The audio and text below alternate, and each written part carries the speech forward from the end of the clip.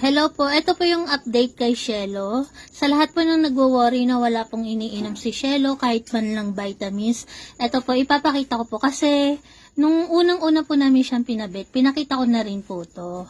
Ngayon po ulitin ko lang po, ito po yung mga iniinom ni Shelo na vitamins. Ang Black Armor po, umaga't gabi, iniinom niya po yan. Tapos sumunod po yung multivitamins na LCBit.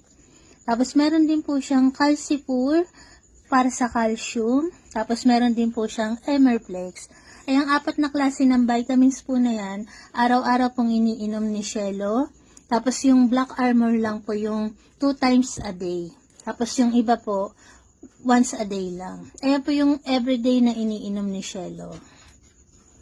Siya po ay pinapabit po namin. At linawin ko lang din po na si Shelo po hindi po siya nagkaganyan dahil po sa napabaksin po namin siya ng anti-rabies. Kasi po nung nagpabaksin po kami ng anti-rabies, si Shelo po may sakit na rin po nung time na yon. Kaya po hindi muna namin siya pinabaksin ng anti-rabies. Gawa nga po ng meron na po siyang ganyan na nararamdaman. Ngayon po, under observation pa po yung sakit ni Shelo. Kumbaga sabi nga po ng vet, meron po siyang bone deficiency o yung malambot na buto. Sa ngayon po under observation, in-injectionan lang po siya ng anti-pain. Tapos hindi pa po siya niresetahan ng ibang gamot na pwede sa kanya kasi obserbahan pa daw po yung katawan ni Shelo kung kaya niya ba yung mga gamot na ibibigay sa kanya o baka po dito pa lang sa supplement makalakad na siya, maging okay na siya. Kaya ngayon po, under observation pa rin po si Shelo. Sabi naman po ng vet, possible na makalakad pa siya kasi may pakiramdam pa naman po yung paa ni Shelo sa hulihan. Yun nga lang po, hindi niya lang mailakad. Minsan po si Shelo, na itutungtong niya yung paa niya, tapos na natutumba agad. Minsan naman, may araw na hindi niya matungtong kahit saglit. May araw naman na pag magwiwiwi siya, natutungtong niya, tapos saka siya matutumba ulit. Ganun po yung sitwasyon ni Shelo. Minsan malakas, minsan hindi niya kayang tumayo.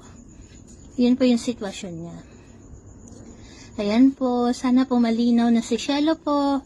Meron po siyang supplement at pinagamot din naman po namin siya. Pinapagamot din po namin siya.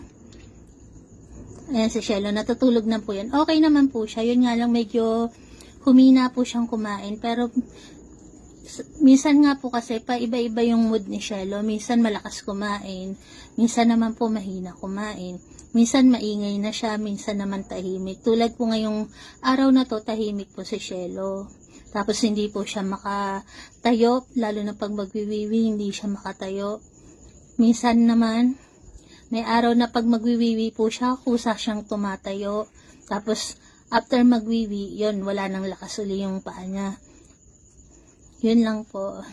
Ayan po, linawin ko po na hindi po nagkasakit si Shelo dahil po sa anti-rabies. Kasi po, sa lahat po ng aming 23 par baby, si Shelo na lang po yung hindi pa na i-injectionan ng anti-rabies. Gawa nga po ng meron siyang sakit. Salamat po sa lahat po na nagpe-pray para po kay baby Shelo namin. God bless po sa atin. Tulog lang po siya, pero okay naman po si Shelo. Yun nga lang po, hindi siya makalakad. God bless po. Idagdag ko lang din po pala, yung sa mga nagre-request po kung baka pwede si Shelo lagyan ng bandage, o yung antaw dito pa, yung lalagyan ng sisementuhan daw yung paa o operahan. Hindi pa po siya maabot sa ganun na kailangang operahan kasi nga po under observation pa po siya. Tapos bali may crack lang po yung buto niya. Hindi naman po siya nalalaglag, hindi po siya kasi may nag-comment din doon na siguro nalaglag kaya nagkaganyan po si Shelo. Kasi kung mapapansin niyo po, yung paa din po ni Shelo sa unahan, yun po yung naunang nagkaroon ng diferensya, yung paa niya bumaliko. Ngayon po, nung sa likod na yung bumaliko, doon na po siya nahirapan. Ngayon po, hindi pa po siya advisable ng vet na lagyan ng benda para po matuwid yung paa niya. Gawa nga po na sabi ng vet, malambot yung paa niya. Ngayon, kung tatalian po o lalagyan ng benda, baka madagdagan pa po yung madamage sa buto niya. Kaya sa ngayon po, hayaan lang daw po nakaganyan siya. Bawal din siyang i-massage. Kumbaga, obserbahan pa po talaga yung kanyang katawan. Ayan lang po ang malinaw po sa ating lahat. Salamat po sa lahat po ng nagko-concern, sa lahat po ng nagko-comment. Salamat po. At sa lahat po ng nagpe-prayer kay Shelo, maraming salamat din po sa inyong lahat. Appreciate po namin lahat po ng mga comment nyo, ng mga payo nyo po. Yun nga lang, di ko po magawang mag-reply sa inyo lahat-lahat ng paisa-isa. Kaya po, eto po, nagpapasalamat po kami sa inyo. God bless po sa atin.